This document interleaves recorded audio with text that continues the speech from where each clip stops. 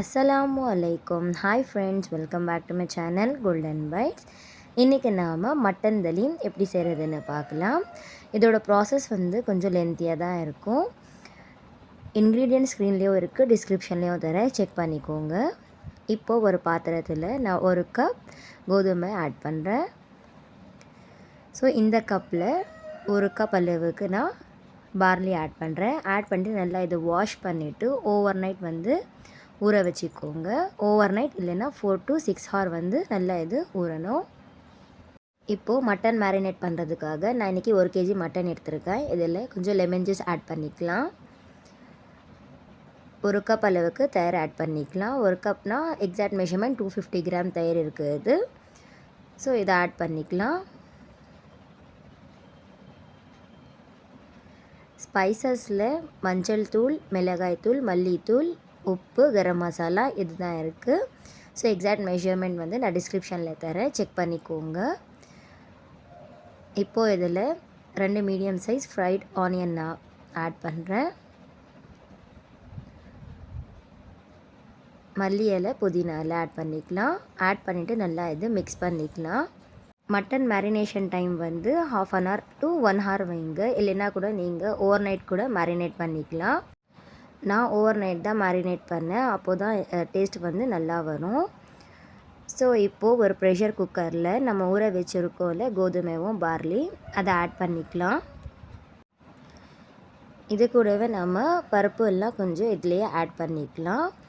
கடலைப்பருப்பு, பாசிப்பருப்பு, மைசூர் பருப்பு, உளுத்தம் பருப்பு, கொஞ்சம் அரிசி, இது மட்டும் தான் நான் எடுத்திருக்கேன். ஸோ இதை வாஷ் பண்ணிவிட்டு நம்ம இதில் டைரெக்டாக சேர்த்துக்கலாம். ஸோ பருப்பு எல்லாம் நம்ம ஊற வைக்கக்கூடாது, டைரெக்டாக வாஷ் பண்ணி இந்த மாதிரி நம்ம போட்டுக்கணும். ஸோ இதுக்கு 1/2 லிட்டர் தண்ணி போட்டு கொஞ்சமாக மஞ்சள் தூள் அண்ட் உப்பு மட்டும் போடணும் வேகிறதுக்கு. ஸோ ஹை ஃப்ளேமில் ஒரு ப்ரெஷர் வந்ததுக்கு அப்புறமா ஃப்ளேம் லோ பண்ணிவிட்டு 15 to 20 மினிட்ஸ் லோ ஃப்ளேமில் வச்சா வெந்துடும். இப்போது ஒரு ப்ரெஷர் குக்கரில் நம்ம 1/2 கப் அளவுக்கு ஆயில் ஆட் பண்ணிக்கலாம். இப்போ மேரினேட் பண்ணி வச்சுருக்கோம் இல்லை மட்டன், இது நாம் ஆயில் ஹீட் ஆனதுக்கப்புறமா குக்கர்லேயே சேர்த்துக்கலாம். ஸோ ஆயில் நல்லா ஹீட் ஆகிடுச்சு. நான் இப்போ இதில் மட்டன் பீசஸ் எல்லாம் ஆட் பண்ணுறேன்.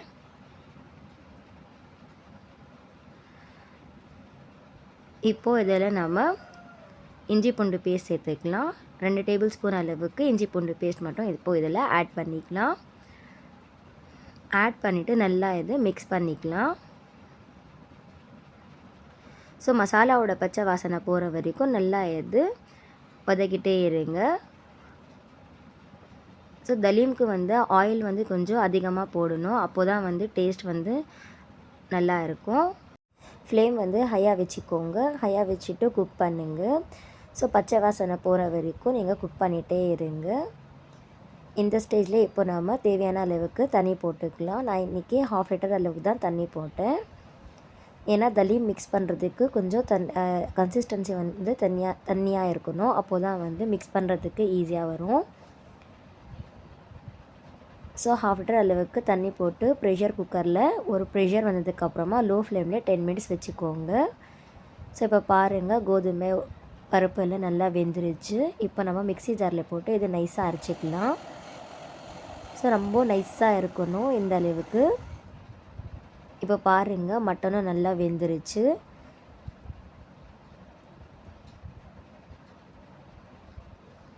ஸோ மட்டன் நல்லா வெந்ததுக்கப்புறமா தனியாக எடுத்து வச்சுக்கணும். மட்டன் பீசஸ் இந்த மாதிரி நீங்கள் நல்லா ஷ்ரெட் பண்ணிக்கோங்க. சார் ஒரு ஸ்பேச்சுலா வச்சு இந்த மாதிரி நல்லா நீங்கள் மசிச்சிக்கோங்க. ஸோ மட்டன் பீசஸ் எல்லாம் நல்லா ஃபைனாக நீங்கள் மேஷ் பண்ணிக்கோங்க. அப்போ தான் டேஸ்ட் நல்லா இருக்கும். ஸோ ஒரு அகலமான பாத்திரத்தில் நம்ம அகனி வச்சுருக்கோம்ல மட்டனோட தண்ணி, அதெல்லாம் சேர்த்துக்கலாம். இப்போ அதில் அரைச்சி வச்சுருக்கோம்ல இந்த மாதிரி கோதுமை பருப்பு எல்லாம், இதுவும் போட்டுக்கலாம். போட்டு நல்லா இது மிக்ஸ் பண்ணிக்கோங்க. இப்போது இதில் நம்ம மேஷ் பண்ணி வச்சுருக்கோம்ல மட்டன், இதுவும் ஆட் பண்ணிக்கலாம். இந்த மாதிரி தண்ணியாக தான் இருக்கும் ஸ்டார்டிங்கில். நீங்கள் இது நல்லா மிக்ஸ் பண்ணணும், நல்லா கிண்டணும். அப்போ தான் கன்சிஸ்டன்சி வந்து திக்காக வரும். ஸோ பாருங்கள், ஃபஸ்ட்டு இந்த மாதிரி தான் இருக்கும், தண்ணியாக இருக்கும். ஸோ ஃப்ளேம் வந்து ஹைலே வச்சுக்கோங்க. ஹைலே வச்சுட்டு இந்த மாதிரி மிக்ஸ் பண்ணிகிட்டே இருங்க. ஸோ கை விடாமல் மிக்ஸ் பண்ணிகிட்டே இருக்கணும் தலீமுக்கு. அப்போது தான் டேஸ்ட் வந்து அல்டிமேட்டாக இருக்கும். ஸோ இது வந்து ஒரு 10 to 15 மினிட்ஸ்க்கு அப்புறமா தான் நான் இது வீடியோ எடுத்தேன். பாருங்கள், இப்போது கன்சிஸ்டன்சி வந்து கொஞ்சம் திக்காக இருக்குது. இந்த மாதிரி ஹேண்ட் மேஷர் வச்சுட்டு நல்லா நீங்கள் மிக்ஸ் பண்ணிகிட்டே இருக்கணும். இந்த ஹேண்ட் மேஷர்லேயே தான் நீங்கள் தலீமுக்கு மிக்ஸ் பண்ணணும். அப்போது தான் வந்து நல்லா கன்சிஸ்டன்சி திக்காக வரும், நல்லா இருக்கும். ஸோ மட்டன் பீசஸ் வந்து நல்லா த்ரெட்டாக வரும், சாப்பிட்றதுக்கு அவ்வளோ டேஸ்ட்டாக இருக்கும். ஒரு ஸ்பேச்சுலா வச்சுட்டு இந்த மாதிரி நீங்கள் மிக்ஸ் பண்ணிகிட்டே இருங்க. அப்போ தான் கீழே எல்லாம் ஒட்டாமல் வரும், க்ளீனாக இருக்கும். ஸோ எக்ஸாக்டாக எனக்கு 45 மினிட்ஸ் ஆயிடுச்சு இந்த ஸ்டேஜ் வரதுக்கு. ஸோ பாருங்கள், கன்சிஸ்டன்சி வந்து இந்த அளவுக்கு இருக்கணும், திக்காக.